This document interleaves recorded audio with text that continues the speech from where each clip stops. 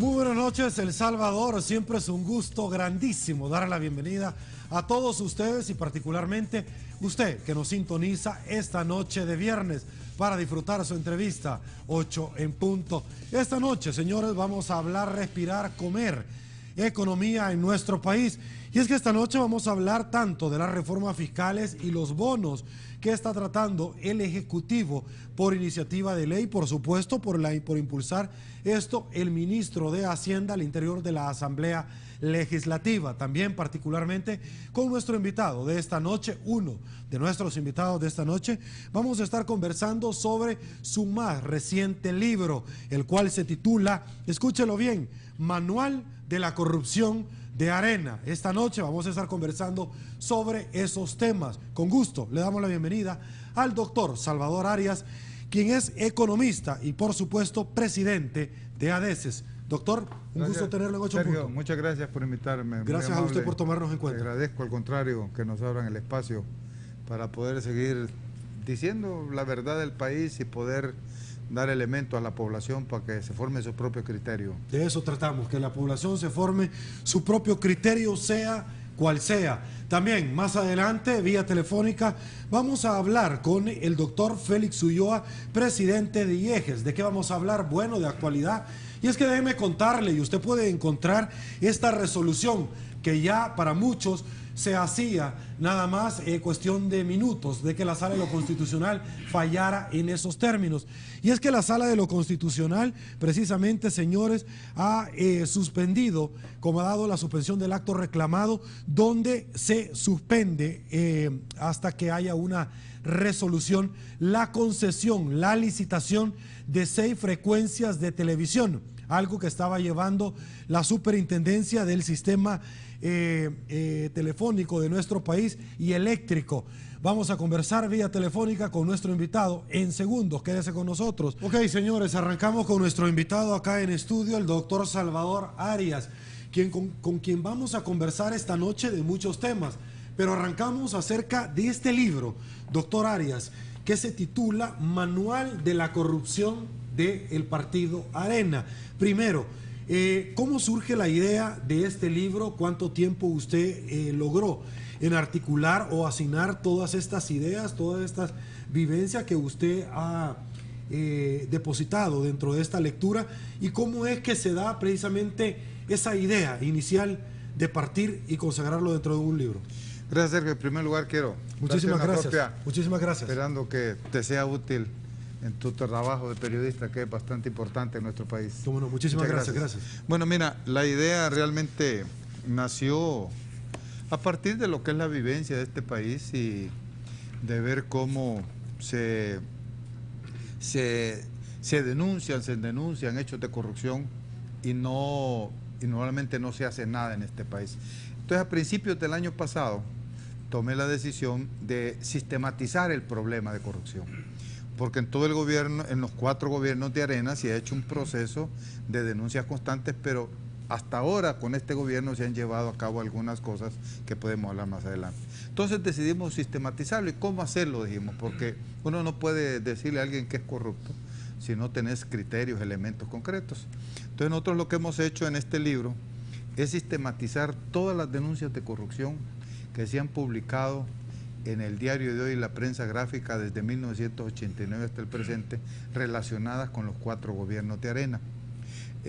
¿Por qué con los 4 gobiernos de Arena? Porque realmente cuando uno empieza a sistematizar, se da cuenta que es como que se ha institucionalizado un sistema de corrupción en el marco del neoliberalismo, donde no solo son los hechos de corrupción que se denuncian porque un hospital, los hospitales de maternidad, se perdió el dinero, hubo corrupción, en carreteras ha habido, sino porque además se emitieron una serie de leyes que de hecho se legalizaban hechos que en otra parte se podrían llamar de corrupción, pero aquí son legales y por lo tanto legalmente hacen corrupción.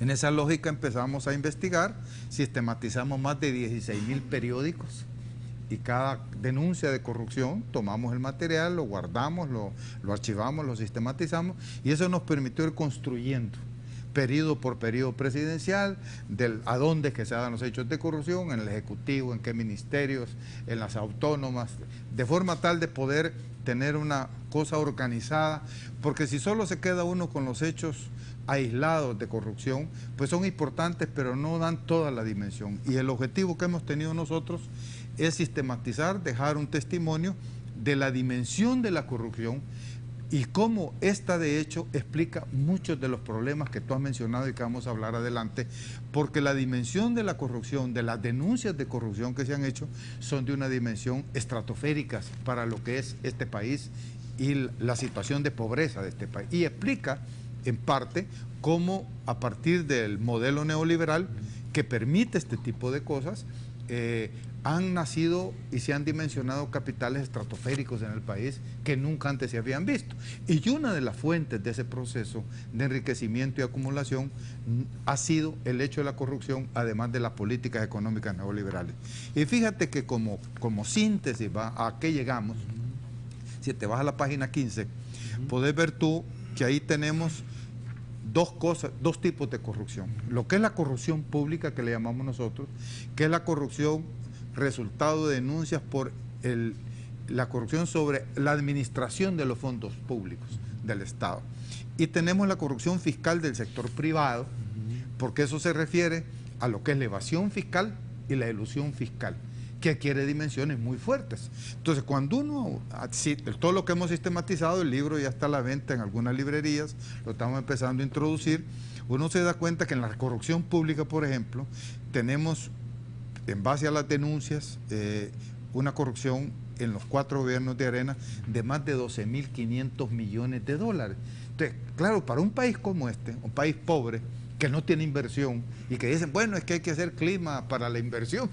Aquí, la realidad es que si el país hubiera invertido estos 12.500 millones del Estado, nosotros tuviéramos una dimensión de inversión que no tuviéramos el problema que tenemos, pero ahí no termina el problema. Y lo más grave además es el tema de la corrupción fiscal del sector privado, que significa un sangramiento sistemático a las arcas del Estado. Bueno, usted en este libro recoge que hay 23 o fueron creadas 23 leyes de elusión que fueron creadas precisamente propuestas por el Partido Arena, y la elusión, para que muchísimas personas que nos están viendo de pronto, como definir conceptos, es de pronto articular algún tipo de normativa que sea como legal la posibilidad de no pagar lo que se debe de pagar, para efectos de ilustración. Exactamente, me parece una síntesis muy correcta y ilustra mucho a la ciudadanía. Entonces, con esas leyes de elusión y lo que es la evasión fiscal, que significa no pagar impuestos de manera amañada, tener doble contabilidad y todo ese tipo de problemas que son muy especialistas, muchos auditores en este país sobre eso, no todos, pero muchos sí, y internacionales más. Tenemos que la corrupción fiscal en el sector privado, en los 20 años de Arena, llega a los 24.597 millones de dólares. Entonces, cuando uno suma las dos dimensiones de la corrupción, este país, el Estado salvadoreño, el país y la población ha vivido un hecho de corrupción que hay que sistematizarlo y llegarlo más a fondo, pero que aquí sale de esta investigación, de más de 37.000 millones de dólares. Eso significa 9 presupuestos del Estado, o sea, 9 años de presupuesto del Estado. Entonces, claro, nosotros pasaremos a ver los otros problemas y los relacionamos con esto. De hecho, no tendríamos deuda externa nosotros, no tendríamos problemas con déficit fiscal. Entonces, claro, los problemas estructurales que genera la corrupción, más otros elementos del neoliberalismo, hacen que ahora tengamos un Estado con una situación financiera realmente crítica. Ok, doctor, particularmente a mí me ha llamado muchísimo la atención la página 58, que ya la vamos a desarrollar, donde sistemáticamente, como usted dice, ha tabulado datos sobre el presupuesto o la relación del presupuesto general de la Nación en cada uno de los periodos y presidentes del Partido Arena y el monto de corrupción del cual paralelamente se han ido exponiendo. Aguánteme un ratito, sí, porque quiero dar paso, ya lo habíamos adelantado, mi productora Georgina García me informa que ya tenemos en línea precisamente, perdón, al doctor Félix Ulloa, quien es presidente de IEGES. Doctor Ulloa, muy buenas noches, muchísimas gracias por los minutos dedicados a esta su entrevista 8 en punto. Muy buenas noches, Sergio, es un gran gusto poder conversar contigo y con la audiencia. Gracias, doctor. Bueno, este día la Sala de lo Constitucional de la Corte Suprema de Justicia ordenó a la CIGET abstenerse de tramitar 6 solicitudes de concesiones de la frecuencia canales de televisión. ¿Qué opina usted con relación a esta resolución?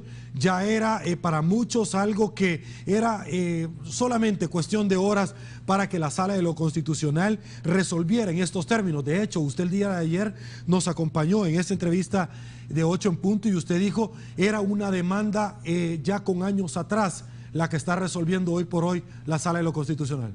Bueno, antes que nada quizás vale la pena aclarar por el esfuerzo y la eficiencia de la Sala de que la demanda había sido admitida con anterioridad, porque había esa confusión de que la Sala pues había sido muy negligente de no admitir una demanda que venía desde agosto del 2012, pero según el texto del fallo, la Sala ya lo había admitido. Lo que está haciendo ahora, desde una petición ciudadana, es dictando las medidas cautelares que los ciudadanos le han solicitado para efecto de que no se consume la subasta que está en proceso por parte de la CIGET, y frente a ese hecho, que es una cuestión fáctica, la Sala acepta la petición de los ciudadanos que se presentó esta semana y falla dictando una sentencia, una interlocutoria, en la cual tiene pues varios componentes. Uno, donde le dice a la CIGET de lo que debe de abstenerse, o sea, lo que no debe hacer.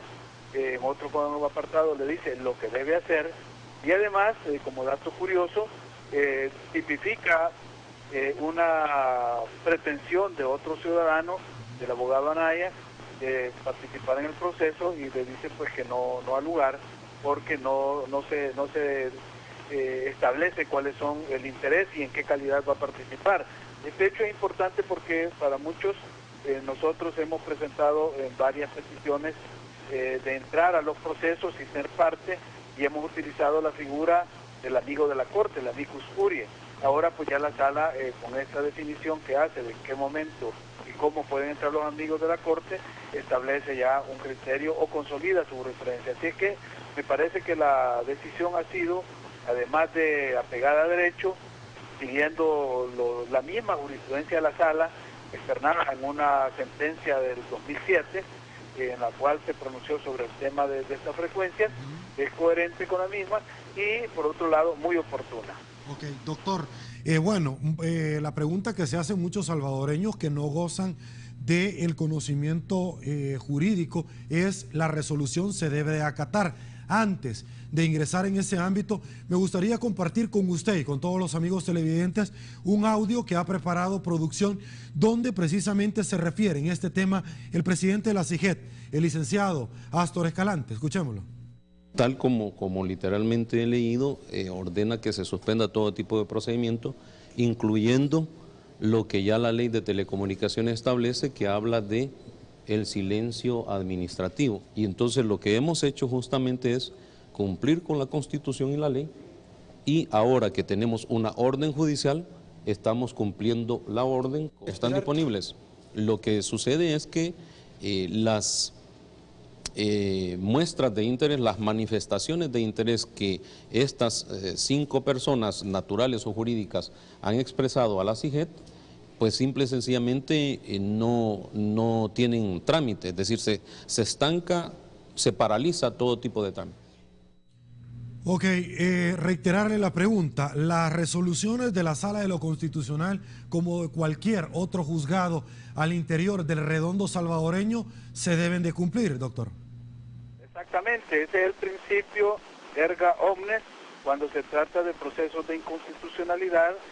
Quiere decir, el principio erga omnes es que es obligatoria para todo el mundo, porque hay otro tipo de fallos que da la Sala o que dan los jueces cuando declaran inaplicable una norma por inconstitucional, que se llama inter pares, o sea que es entre las partes en los casos concretos, pero en los procesos de inconstitucionalidad, cuando es el principio del control concentrado de la Constitución, eso es obligatorio para todo el mundo.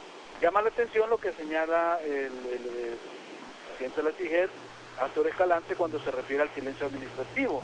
Sobre eso también la sentencia, este fallo, se refiere a ello diciendo que el hecho de que no se aplique la ley, ¿verdad? Porque al haber una petición ante una autoridad y basada la petición en una norma jurídica vigente, válida, si la autoridad no responde en el plazo que señala la misma ley, se le aplica el criterio del silencio administrativo, positivo, como claro. Quien dice, si usted no me lo negó, usted me lo otorgó. Correcto. Aquí en el país el silencio administrativo tiene que estar expresamente contemplado en la ley, si no, no se aplica automáticamente, pero para cerrar cualquier espacio en ese sentido, que alguien pudiera decir, bueno, nosotros presentamos la demanda en base legal, la ley de telecomunicaciones actual faculta, habilita y permite la subasta, entonces si la CIGED no nos responde en el plazo, pues entenderemos que se aplica el silencio administrativo.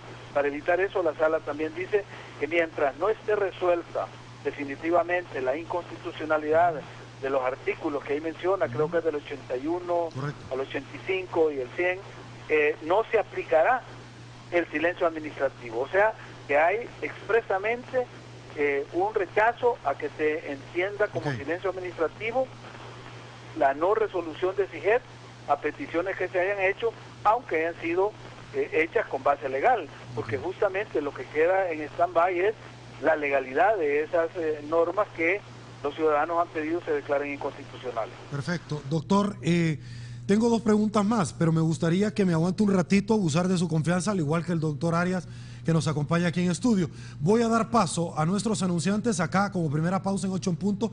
Quédese con nosotros, regresamos con más.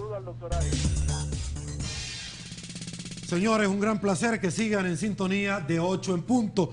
Y nosotros seguimos acá en estudio con el doctor Arias, que ya vamos a retomar el tema económico, por supuesto, su libro denominado Manual de la Corrupción de Arena. Pero seguimos conversando con el doctor Félix Ulloa de la resolución de este día de la Sala de lo Constitucional. Doctor Ulloa, gracias por seguir con nosotros. Dos preguntas rápidamente, por efecto de tiempo. La primera es que en alguna oportunidad hemos escuchado al superintendente hablar del sistema del silencio administrativo, en derecho administrativo. Y es que nosotros recogemos lo que en alguna medida algunos rotativos han dicho sobre que ya existía con antelación a esta iniciativa una resolución firmada por el anterior superintendente, el doctor Méndez Menéndez, donde se suspendía toda concesión hasta el 2018. ¿Cómo opera entonces cualquier tipo de iniciativa, solicitud o requerimiento en base a esta resolución, doctor?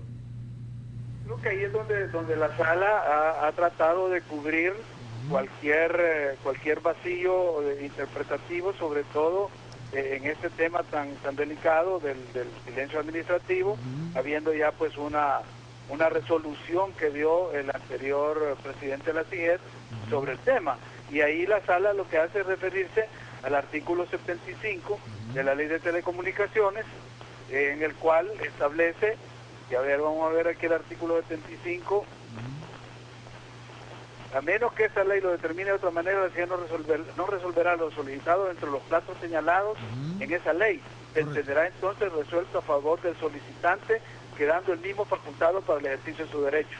Esto es lo que podría alegar cualquier abogado medianamente ilustrado y defensor de los intereses de su cliente, para pedir pues que se declare que, por base al artículo 75, la petición se resuelve favorablemente si la CIGED no cumple y no termina el proceso.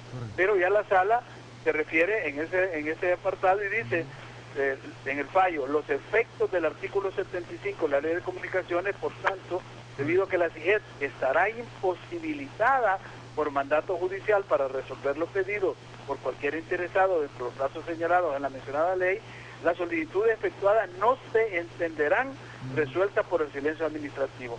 O sea, es por mandato judicial que queda suspendida la aplicación del artículo 75, que es el que habilitaría pues que se otorgaran las frecuencias por el silencio administrativo. Ok, y la última pregunta es que el día de ayer en la plenaria nuevamente arremeten contra la Sala de lo Constitucional algunos diputados, porque hay que ser honesto, algunos diputados. Doctor, se ha mencionado tanto en esto de que hay funcionarios interesados o que estaban interesados en esta frecuencia, exfuncionarios y de una u otra forma algún empresario de fuera de nuestras fronteras. Si la clase política nuevamente arremetiera contra esto, que no tiene un efecto suspensivo, un efecto amplio y suficiente sobre nuestro país, se deberían de entender que sobre esto hay algún tipo de interés político de algunas personas, doctor. Bueno, es posible, pero aquí estamos poniendo a prueba la institucionalidad del país. Se está aplicando el principio republicano y de un Estado democrático de derecho, que es la separación de poderes, el sistema de pesos y contrapesos, y por suerte pues estamos viviendo un momento fundacional en la República de El Salvador, y esto nos permite ver en la práctica cómo funcionan estos pesos y contrapesos en el sistema republicano. Por otro lado, si algunos diputados de algunos partidos se aventuraran a hacer este tipo de campañas que ya vimos en el pasado, yo creo pues que en menos de 10 meses, en la próxima elección de marzo del 2015, estaría el pueblo listo pues para pasar facturas, y no creo que a este momento ningún partido esté tratando de jugarse ese papel de confrontación con la sala por los costos políticos que tendría en este año preelectoral. Perfecto, muchísimas gracias por recordárselos ese costo político acá en su entrevista 8 en punto. Doctor Ulloa, gracias por su tiempo. Muchas gracias y saludos al doctor Arias y felicidades por su nuevo aporte a la bibliografía de El Salvador. Ok, acá se lo recibe, doctor, Gracias. por favor. Gracias, Ulloa, te agradezco mucho, muy amable. Doctor, antes de darle paso al doctor Ulloa, yo mencionaba que me llamaba particularmente la página 58, que ya la van a ver ustedes en su pantalla, y es que sistemáticamente, tanto año, periodo presidencial, presupuesto general de la nación, usted cuando compre este libro y pueda tener acceso a este, va a ver cómo se han ido como tabulando los datos y montos de la corrupción y el porcentaje de la corrupción dependiendo de cada uno de sus periodos. ¿Cómo es que se lleva a sacar estos periodos? Por ejemplo, a mí me llama la atención, por ejemplo, 1994, el señor Cristiani, y usted más o menos pone un monto de corrupción de 5.195.000. 5.000 estamos hablando, sí, ciertamente, como dice acá. Sí, sí. Ok, el doctor Armando Calderón Sol, estamos hablando de, en el año de 1999, 5.166. Francisco Flores en el 2004, 15.651 millones. Sí. En el 2009, Antonio Saca, estamos hablando de 11.091 millones. Sí. Cuéntame un poquito, ¿cómo tiene estos datos? Estas cifras es la combinación precisamente de lo que veíamos en la primera entrada. Por ejemplo, en el caso del primer presidente Alfredo Cristiani, en su periodo, los hechos de corrupción que nosotros sistematizamos acá en términos de corrupción relacionada con administración pública, donde tiene un gran peso acá lo que fue la privatización de la banca, que nosotros consideramos un hecho de corrupción, aunque se hizo en el marco de una ley que aprobó el propio presidente Cristiani y después resultó ser dueño del Banco Cucatlán. Ok, pero aguántame un ratito ahí, por favor, que yo ahí le voy a exprimir ese tema. Sí. Y usted es la persona idónea porque obviamente como investigador de este elemento muy importante. Cuando se venden los bancos, me voy a remitir a eso porque me parece que es lo importante. Dicen muchísimas personas que no se pagó el impuesto que correspondía, y eso en alguna medida decían, no, lo que pasa es que es un clúster, la sede no está acá, sino que está en otro país fuera de Centroamérica, en Panamá puntualmente, entonces no se tienen que pagar impuestos. Esto difería grandemente con la ley tributaria, porque todo acto que se genera económicamente hablando de comercio, actos de comercio, debe de pagar al interior de nuestro país impuestos. Cuénteme de eso. Son las brechas que deja el sistema legal del país y el sistema impositivo. O sea, precisamente las leyes están hechas para que se den los hechos de corrupción de manera legal. Ellos hicieron su juego jurídico y crearon una empresa en Panamá. La empresa de aquí le vendió a Panamá. Hicieron todo un juego que supuestamente es legal. Se llevaron la sede de la banca para allá. Entonces ya aquí lo que tenía una sucursal Entonces, claro, ya en eso le permitió legalmente poder vender en Panamá lo que tenían acá, porque la empresa supuestamente estaba en Panamá y no acá. Acá solo estaban sus bancos y los otros que habían puesto en Centroamérica a partir del desarrollo de los recursos que generaron el banco. Y después lo que pasó es que tampoco pagaron IVA en la operación, por eso. Pero eso es posterior a estos números. Estos números se refieren al hecho de que cuando se privatizó la banca, la administración del señor Cristiani, él como presidente, lo primero que hizo fue depurar los bancos que venían con una gran cartera morosa después del periodo de la guerra. Entonces los depuró, los dejó sin ninguna cartera morosa, les entregó en efectivo los 700 y pico millones de dólares para que le pasaran la cartera, les dieron el dinero de parte del Estado, el Banco Central lo asume, y después además les permitieron que ellos cobraran la cartera. O sea, bueno, y habiendo limpiado los bancos, en la ley se estableció en la privatización que quienes compraran las acciones de los bancos, para dar la prima iban a tener un financiamiento del mismo banco. Y para pagar los otros 85% iban a tener 10 años para pagarlo. Claro, unos bancos, usted llegaba, si era de los que lo favorecían, del núcleo, le decía, bueno, anda a comprar tantas acciones. Y llegaba usted sin nada en la bolsa. Mire, decía, yo quiero comprar acciones, así, a ver, deme $2,000 de acciones, por decirlo así. Bueno, aquí está, firme aquí, el 15%, llévese las acciones y firme en otro papelito para que pague el 85% en 10 años. Claro. Y además la ley establecía que nadie podía tener más del 1% de las acciones. Entonces usaron muchos prestanombres, que después se aclaró, porque después quedó muy claro que la propiedad de los bancos, con la ley que hizo después el señor Calderón, por eso una cosa, un sistema, una cosa organizada, el presidente Calderón modifica la ley para poder permitir, como es ahora, que una sola persona natural o jurídica puede tener hasta el 99% de las acciones de un banco. Entonces, ¿qué pasó? Como había saneado el banco, al año siguiente los bancos empezaron a grandes utilidades, y de esas utilidades empezaron a pagar las acciones, iba a pagar la prima. Se quedaron con los bancos virtualmente sin poner 5 centavos de su bolsa. Y lo que pasa que después, ya en el 2007, esos bancos son vendidos, el Cuscatlán por 1.500 millones de dólares, los 4 bancos por más de 2.000 y pico millones de dólares se venden los bancos. Entonces, es un negocio legal. Nadie puede decir que los va a meter, porque hicieron la ley a su medida para quedarse con los bancos. Y eso se da en muchas cosas.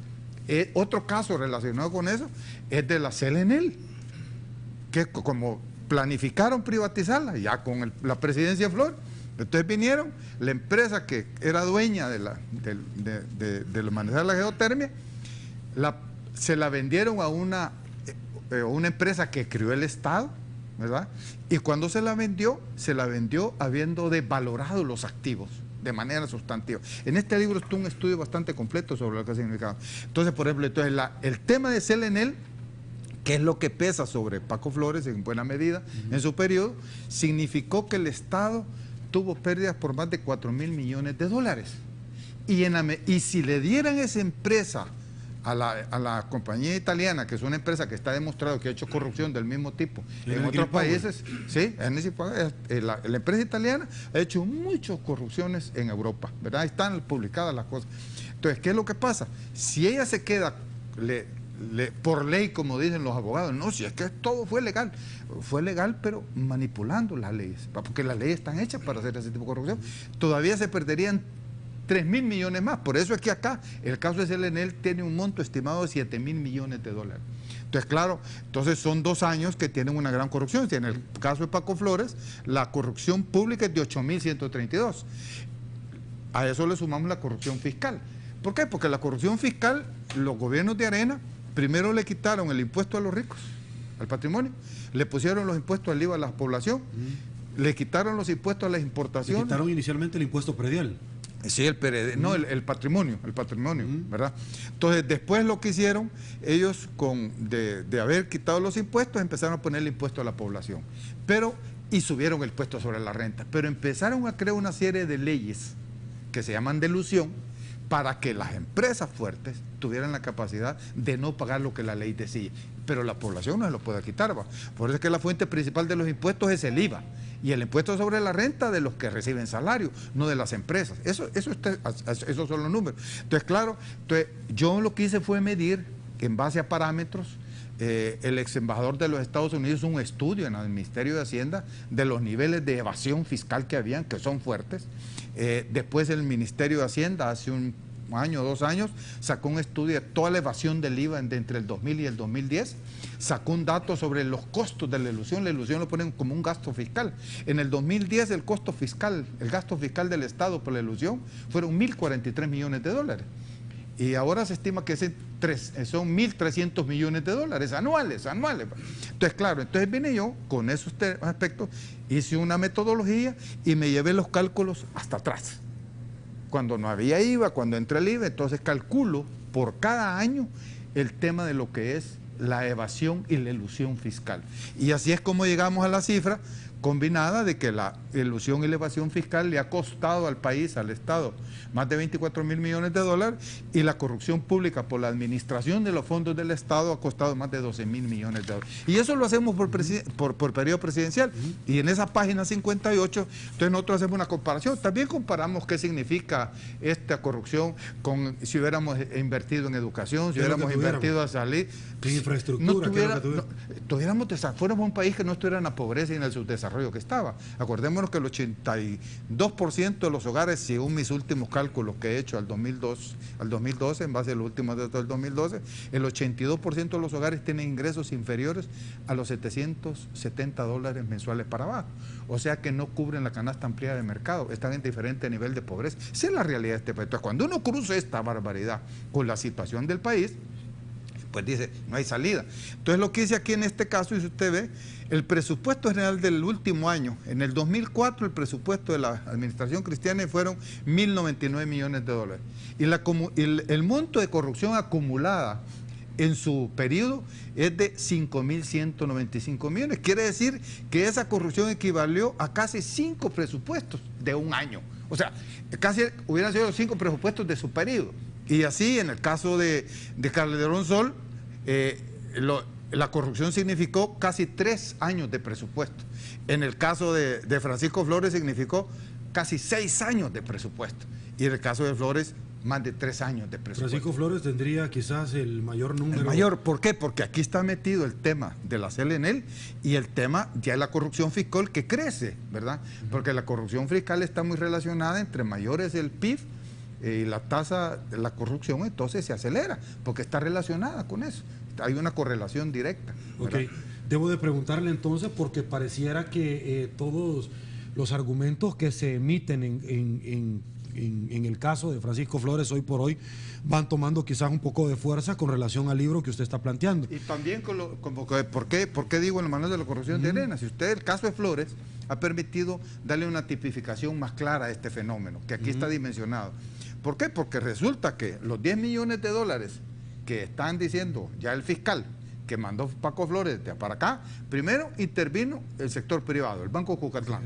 Le autorizó que se transfiriera sin que se demostrara que era lícito lo que iban a hacer. De hecho se menciona al presidente de ese banco. Bueno, sí, claro. O sea, ellos son cómplices de lavado. En el requerimiento fiscal así se menciona. Sí, entonces ahí tiene que hacer la investigación. Pero después ese dinero se fue a Arena.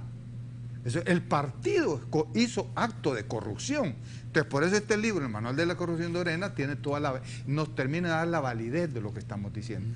Ahí el partido como persona jurídica recibió 10 millones de dólares. Y ahí después, cuando entra el dinero, sacan a Salaverría y saca a la Junta Directiva a administrar para su campaña los 10 millones de dólares. O sea, este libro es válido. Ya los números, la dimensión de los números, que hay toda una metodología que yo acepto cualquier crítica y si me lo mejoran les voy a agradecer mucho, pero esto es totalmente válido. Lo de CLNL ahí está.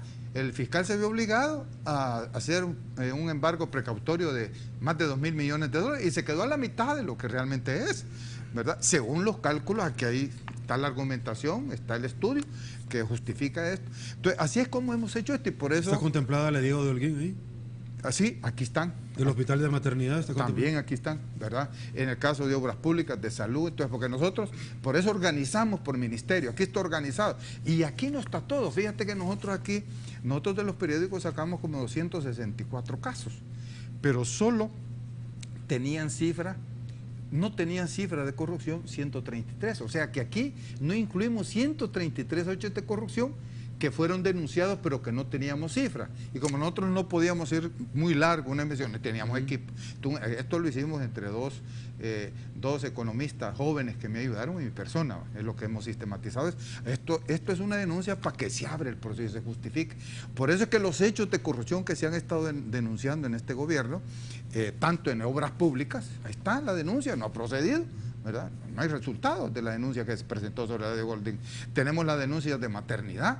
El Ministerio de Salud ha presentado denuncias. Según oía yo al señor Funes, al presidente Funes, decir que este gobierno ha presentado 160 denuncias de corrupción y no se ven, por lo menos han salido dos, hay otras andas. Okay. Y precisamente cuando uno ve, después de ver todo, de todos los hechos aquí, solo 5 han sido judicializados y 2 habían sido llevados a un proceso ya claro, y estos que ahora se han abierto, que todavía no se sabe si van a condenar o no a los que hacen. Ok, otro dato que me llamó muchísimo la atención de este libro, doctor, es que usted mencionó que el cálculo de la corrupción estimada, pero que se suma el caso del expresidente Francisco Flores y la exdirectora del Seguro Social y actual diputada de Arena, Ana Vilma de Escobar. Por respeto, por ética, por transparencia, estoy leyendo textualmente cómo son las cosas. Sí. Y suman 12.515 millones de dólares, lo que significa el presupuesto para 3 años. En cuanto a la corrupción fiscal del sector privado que se da en el país, el doctor Arias menciona en este libro que hace un estimado que esta suma un total de 24.597 millones de dólares. Hábleme del seguro social antes del sector privado. Aquí está lo del seguro social. Bueno, aquí no está eso fue una denuncia posterior cuando nosotros ya habíamos sistematizado. Ese es un caso que, por ejemplo, ya ampliaría más esta fecha. Los números continúan subiendo y hay un montón de casos que no están, ¿verdad? Porque ya es una investigación que hay que seguir. Por eso yo espero que, y así va a ser, estoy seguro, que se va a profundizar el ataque a la corrupción, no solo en sistematizar y tratar de que se aplique la justicia a todo lo que se ha hecho, sino empezar a corregir esta institucionalidad corrupta que montaron con instrumentos legales los 4 gobiernos de Arena y que hay que desmontarlos. Ok, vamos a hacer una pausa, una pregunta más antes de pasar a otro tema, pero estos señores, al regresar, mucho más que compartir con todos ustedes en 8 en punto. Volvemos. Señores, estamos rápidamente de regreso en 8 en punto. Vamos a dar a conocer parte de la gran cantidad de participación ciudadana esta noche. Con gusto saludo a mi productora, Georgina García. Buenas noches, Georgina. Buenas noches, Sergio. Buenas noches a nuestro invitado y a nuestra audiencia. Por acá dice Moisés Rivera, el mapa de la opulencia y pobreza, así como la trampa de la deuda, otros libros del doctor Arias, que son lectura recomendada, dice Oscar de la O. Muy interesante el libro, de algo que ya sabemos, solo faltaba el cómo, pero el periodo actual no lo ha analizado, pregunta.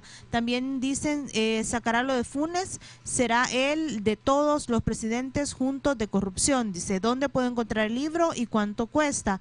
Han tenido gobierno y sus diputados pagados 5 años, ¿por qué no han cambiado nada? Carlos Santizo dice, quisiera preguntarle al señor Arias si él puede asegurar que en este gobierno del FMLN no ha existido casos de corrupción. Y Adela Monterrosa dice, y los descaros de este gobierno como la CIGET, Chaparral, Cutuco y nuevos impuestos también son transparentes. Pregunta, hay mucha participación, pero por cuestión de tiempo vamos a llegar hasta acá. Gracias, Georgina, gracias a usted por esa participación, doctor. Obviamente le voy a pedir sus impresiones, sí. Pero Carlos Santizo, muchísimas gracias. Me llamó muchísimo la pregunta que tú acabas de articular, y es que dice, si usted ya ponderó este periodo, y yo quiero ser muy honesto con usted y por favor si me equivoco me corrige, sí. Y es que si en alguna medida en este periodo ya se evaluó, ha habido corrupción, y es que para nadie o muchos o pocos es conocido de que usted tuvo algún tipo, o mejor dicho, el señor Funes tuvo algún tipo de diferencias con su persona, como con muchas personas más, ¿verdad? Pero ¿Se ha ponderado la corrupción, como decía Carlos Santizo, en este periodo, en este quinquenio que estamos a 15 días prácticamente de terminar? Mira, y si lo haría. Así, yo creo que es una investigación que hay que hacer, porque lo que pasa es que estos temas no son temas que se hacen únicamente por un criterio netamente político, ¿verdad? En términos de bandera, de colores, sino que este es un tema de país. Y claro, sin duda alguna, cuando uno analiza el modelo neoliberal, ve todo lo espantoso que ha sido.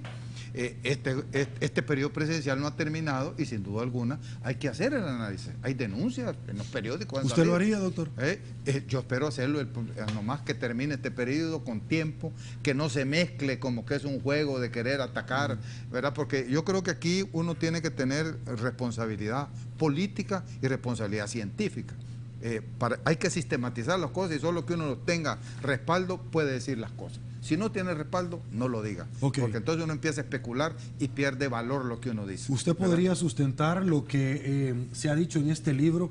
Y es que pareciera que se ha puesto de moda el tema de las demandas de difamación y todo esto. Si en algún momento usted fuera objeto de una demanda, ¿usted podría sustentar cuáles son las fuentes que ha ocupado para su libro? Sí, porque yo tengo un respaldo electrónico de cada una de las demandas. Nosotros lo que hicimos fue agarrar los 6.000 y 16.000 y pico de periódicos, y donde había una demanda de corrupción le tomamos una foto donde sale el periódico, la fecha, ahí está quién hizo la demanda y la archivamos. Entonces tenemos un archivo. Es más, yo ofrezco, si alguien quisiera la hoja electrónica que tenemos un ¿tener acceso a eso? Sí, yo lo cedo en un CD. Ahí está la hoja de trabajo con toda la información y todas las salidas y entradas que les hemos hecho. Yo creo que fue un trabajo muy fuerte. Aquí trabajaron un economista, licenciada Sandra Castillo, y otro economista, ¿cómo se llama? Perdón, se me olvidó el nombre de mi amigo. Ya le da uno, le hace de Cristian Hernández, ¿verdad? Cristian Fuentes, perdón, creo que es el apellido, perdón. Esos dos economistas son jóvenes, muy valiosos. Fuimos con el equipo que construimos esto, ahí en silencio, para cuando lo teníamos listo, bueno, dijimos, hoy es momento de decirlo. Por eso la publicación fue después del periodo electoral, para que no fueran a contaminar lo que solo era un juego meramente electoral. Sin embargo, a mí me parece que sin duda alguna también es importante que el pueblo conozca por quién vota y qué han hecho los que han manejado las diferentes banderas, ¿va? De hecho, el pueblo, para mí, después que va esto, y como dicen, va, que querían recuperar el país, los señores de Arena, lo querían recuperar para seguir haciendo esto. Es un escándalo terrible. Y si ustedes se esconden ante las denuncias que hay, va, al mismo señor Flores, no se hacen los locos, no lo que es. El problema es serio. El país, yo sinceramente digo, el gobierno de Arena, los 4 gobiernos de Arena hicieron un sistema de administración corrupta del Estado y de la economía del país. Aquí no está todo. Esta es una parte que permite hablar con propiedad de eso. Si a mí me quieren denunciar, yo les puedo decir, por eso lo digo acá, si quieren denunciarme, van a tener que denunciar al Diario de la Prensa Gráfica, porque fundamentalmente de ahí salió la información. Y como por eso le digo, como diría Roque Dalton, va, los reyes de la corrupción de las páginas del Diario de hoy y la Prensa Gráfica, precisamente por eso. Así es que estamos en ese proceso. La corrupción debe de seguirse atacando, hay que atacarla. En este gobierno, de hecho, han habido muchas denuncias de corrupción y es importante verlo. Es más, se han montado unas leyes de transparencia, pero hay que profundizarlo. Aquí no se acaba, esto debe estar sistematizado, esto debe ser política de Estado, no iniciativas individuales de personas o de políticos. Debe ser política de Estado atacar la corrupción. El tema de la corrupción fiscal, por ejemplo, este gobierno ha aumentado un poco la captación fiscal, pero a través de nuevas leyes. Pero las leyes de ilusión están enteras. ¿Cómo estamos con el contrabando?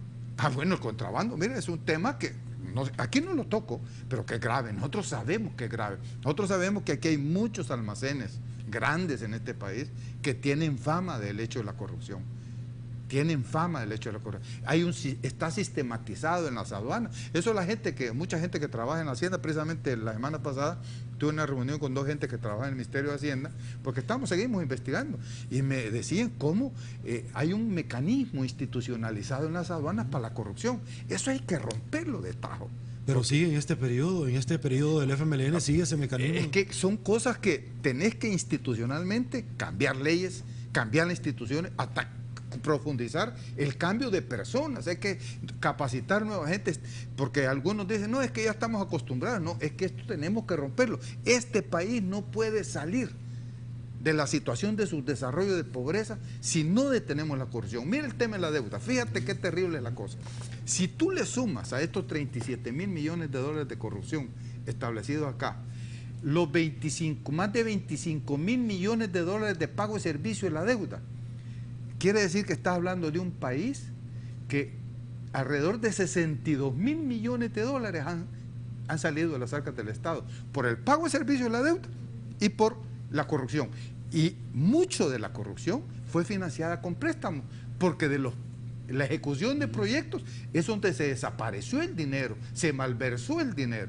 Entonces, esta es una de las razones que provoca que precisamente la corrupción hizo que el Estado, además de otras cosas, entrara en este círculo vicioso de la pobreza. Yo escucho a los señores de Fusades y ahorita los de Arena y todos los economistas de derecha decir, no, es que este gobierno es el que más endeudado y más dinero ha recibido. Mira, si somos serios como economistas y sumamos el servicio de la deuda de este gobierno, producto de todo el endeudamiento que dejaron los 4 gobiernos de Arena,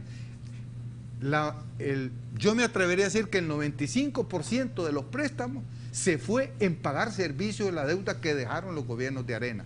Entonces, cuando hablan de que este gobierno ha tenido mucho dinero, con ese servicio de la deuda y con los mecanismos de corrupción, por ejemplo, las leyes de ilusión, te repito, no se han corregido. Entonces hay que entrarle a ese problema mucho más allá de hacer denuncias puntuales, hay que generar una política de Estado, transformar leyes, el sistema judicial. Bueno, mira la corrupción fiscal. Te condena Hacienda y si los condenó definitivamente se van a la corte y ahí viven el sueño de los justos, como dije, y no pagan. O al final negocia Hacienda, le dan la mitad de lo que se robaron la mitad y solo le dan la mitad. Entonces, son cosas que tienen que atacarse de manera frontal si nosotros queremos salir adelante como país, es fundamental. Ok, doctor, bueno, no aprovecharlo como un alto economista que usted es acá, caeríamos, no sé, si en la categoría de delito o de pecado, pero es imposible que nos acompañe, tengo como menos de 2 minutos y medio. Se está planteando ahorita el tema de reformas fiscales y empréstitos por más de 1.000 millones de dólares. El día de ayer ya se habló también de nueva emisión de bonos. ¿Cuál es su opinión? Porque se está hablando que ya pasamos el 60% del Producto Interno Bruto en nuestro país. No, que el 60% no es nada. Si tú le sumas la deuda previsional y si le sumas la deuda privada con bancos extranjeros, sí, estás arriba del 140, 170% del PIB de este país. Nosotros estamos peor que Grecia. Sí, que no está sumado sobre eso. Sí, claro. Estamos peor que Grecia en esa situación. Yo sinceramente creo que cuando la derecha está reclamando que no se endeuden y todo, ¿qué quieren? Que reduzcan el gasto. ¿Qué vas a hacer? ¿Cuál es el gasto mayor de este Estado? El servicio de la deuda y la elusión fiscal. Ahí es donde hay que entrar, porque si no lo que ellos quieren es que saques a la calle a la gente, porque después de la ilusión y el pago de servicio de la deuda, lo que queda de gastos importantes son los salarios, las transferencias a las alcaldías, quitarle el fondo a la alcaldía y poner una crisis mayor al país. Claro, esto es lo que tú ves en el planteamiento de la derecha, con que no más préstamos, que no más impuestos. Lo que están planteando de hecho es que quieren crear un caos en este país. Y yo creo que por eso hay que decirlo claramente. El Estado tiene, el nuevo gobierno, tiene que buscar una nueva forma de administración, ahora, de resolver el problema de la deuda. Este gobierno, doctor, yo recuerdo en el 2008 en la campaña dijo, no vamos a subir impuestos, esta sería la tercera reforma fiscal, tengo un minuto, pero vamos a combatir la elusión, el contrabando. No se ha hecho en toda la dimensión. Yo creo que aquí el problema ahorita no es de subir impuestos, sino que atacar la corrupción fiscal. Y por último, antes que termines, quisiera yo anunciar, por favor, claro, si que me sí. permites, mira, nosotros hemos construido una asociación que se llama ADES, Asociación para el Desarrollo Económico y Social, no sé si lo puedo poner acá. A esta cámara, por favor. Esta cámara. Esta asociación, la idea que tenemos, un grupo de economistas, diferentes profesiones, es crear un banco, un tanque de pensamiento alternativa a la derecha, porque aquí solo la derecha habla tiene medios, tiene institutos, el FUSADES y otros que se han adherido a ellos. Entonces nosotros estamos creando un proceso y es para lo que nosotros le llamamos transición hacia una economía social participativa con desarrollo. ¿Cuándo es el foro? El foro es el próximo 26 de mayo en el Hotel Sheraton Presidente, donde vamos a tratar de todo el día, vamos a tratar una contextualización de la realidad económica y social de la población, vamos a hacer un análisis macrofinancieros y posibles soluciones y vamos a discutir un tema central, cómo generar un fondo de inversiones para este país, para poder realmente hacer la inversión, pero que aparte de esto hay que atacar la corrupción, hay que atacar el problema fiscal y hay que atacar el tema de la ilusión. Interesante. Y renegociar totalmente la deuda de una forma diferente. Seguro que ahí vamos a estar. Vamos a hacer una pausa, señores. Regresamos. Muchísimas gracias. Estamos de regreso, perdón, en su entrevista 8 en punto. Doctor Arias, no me resta más que agradecerle. Y un amigo pregunta acá, Antonio Granados, ¿dónde puedo encontrar el libro? Por favor. Ahorita está en la librería de la UCA, ya está, y estamos tratando de ponerlo ya en las librerías de La Ceiba, ya hay algunas librerías.